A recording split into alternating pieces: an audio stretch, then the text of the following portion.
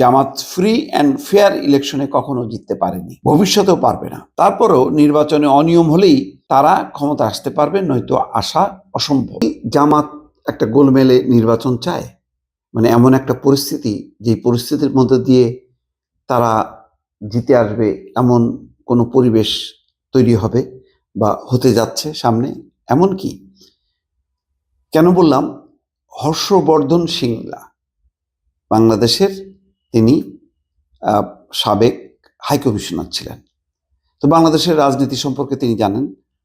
হর্ষবর্ধন শ্রিংলা, যিনি সবার সাথেই যোগাযোগ রক্ষা করেছেন, বাংলাদেশের রাজনীতির গতি প্রকৃতি সবকিছু জানেন।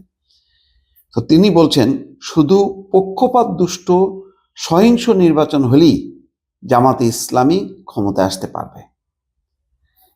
নর্মালি পারবে না, কারণ জামাতের সেই ভোট নেই, অনেক নিচে অবস্থানে। তারা সবসময় অন্যদের সহায়তায় ক্ষমতার কাছাকাছি এসছে বা ক্ষমতার অংশীদার হয়েছে, কিন্তু ক্ষমতায় চলে আসার মতন ভোট তাদের নেই। এটা আমরা জানি যে আওয়ামী লীগ বিএনপি একমাত্র আছে সেই ধরনের। তো তার রিপোর্টটা একটু খুব ইন্টারেস্টিং।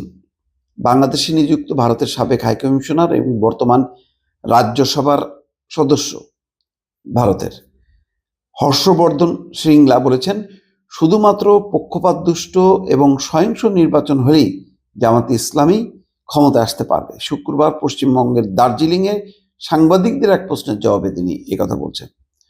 হর্ষবর্ধন শ্রিংলা বলেন, জামাত ফ্রি অ্যান্ড ফেয়ার ইলেকশনে কখনো জিততে পারেনি, ভবিষ্যতেও পারবে না। অতীতে তারা কখনোই 5 থেকে 7% বেশি ভোট পায়নি। এই ফিগারটা সত্য। অন্য দল তাদেরকে সহায়তা করেছে।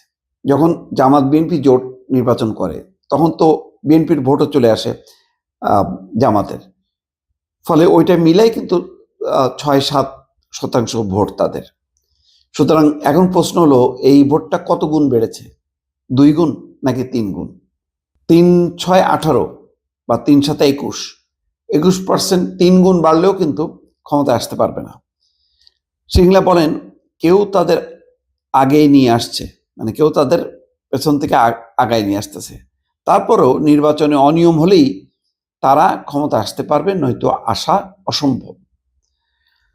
তিনি আবার বলছেন, বিশ্বকাপ বয়কট করা বাংলাদেশের জন্য অনেক ভুল। যাই হোক, তিনি বলছেন যে বাংলাদেশে আমার অনেক বন্ধু আছে, আমি সেখানকার হাইকমিশনার ছিলাম, তারা অনেক বড় ভুল করেছে। তাদের সরকার নির্বাচিত নয়, এটা অন্তর্বর্তী সরকার। তারা নির্বাচনে জয়ী হয়ে আসেনি, তাদেরকে মানুষ নির্বাচিত করেনি। খুব সহজ করে বললে, তারা ক্ষমতা দখল করেছে। এই সরকার যে সিদ্ধান্ত নিয়েছে, এটা বাংলাদেশের সামগ্রিক ক্রীড়াঙ্গনের জন্য খারাপ। এখন দেখছি যে বিসিবির একজন পরিচালক, তিনি কিন্তু পদত্যাগ করেছেন। তার নাম হচ্ছে ইশতিয়াক সাদেক, ক্রিকেট বোর্ডের পরিচালক। কি কারণে করেছে জানি না, এই যে ক্রীড়াঙ্গনের পরিস্থিতি বা ক্রিকেট পরিস্থিতি কারণেই করেছেন কিনা সেটা এখনো জানা যায়নি। কিন্তু যাই হোক, প্রথম যে কথাটা, যে তাহলে কি সবসময় এই যে নানা রকম নির্বাচন ভণ্ডুল হবে, এটা হবে সেটা হবে, একটা গোলমেলে পরিস্থিতি তৈরি করা হচ্ছে কিনা, যদি সত্য হয়ে থাকে।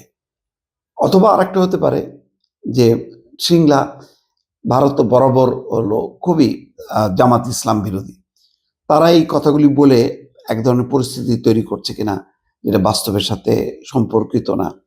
কারণ জামাত ইসলামকে দমন করার জন্য তারা আওয়ামী লীগকে ব্যবহার করেছে, এবং ব্যবহার করে বিচারিক হত্যাকাণ্ডের মতো যুদ্ধ অপরাধীদের বিচারের নামে ফাঁসি দিয়েছে জামাতের অনেক নেতা। এবং এই কারণে আওয়ামী লীগ কখনো ক্ষমতা ছাড়বে মানে নির্বাচনের মধ্য দিয়ে স্বাভাবিকভাবে, এটা কিন্তু কেউ কল্পনা করেনি, এবং তারা হয়তো কখনো কল্পনাও করে না, কারণ জানে যে এটা হয়তো তারা প্রতিশোধের মধ্যে পড়বে। সুতরাং ক্ষমতায় টিকে থাকাটাই ছিল একমাত্র তাদের বাঁচার উপায়, সেভাবেই তারা ছিল। কিন্তু এইভাবে যে গণঅভ্যুত্থান হবে, সেটা তারা টের পায়নি। এখন এরপরে জামাতের সাথে সম্পর্ক স্থাপন হয়েছে ভারতের 2 জন কূটনীতিক দেখা করেছেন, সেটা আবার জামাতের আমি নিজে মুখেই বলেছেন। তিনি আবার তাদের অনুরোধে সেটা গোপনও রেখেছেন। সব মিলায়ে একটা খুবই রহস্যপূর্ণ সম্পর্ক।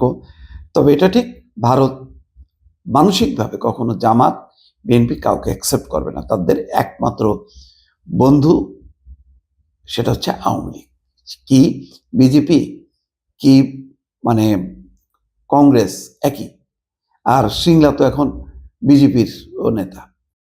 তবে কিছু কিছু ফিগার সত্য, 6 থেকে 7% বেশি ভোট পায়নি, বা 8-9 এটুক ধরা যায়।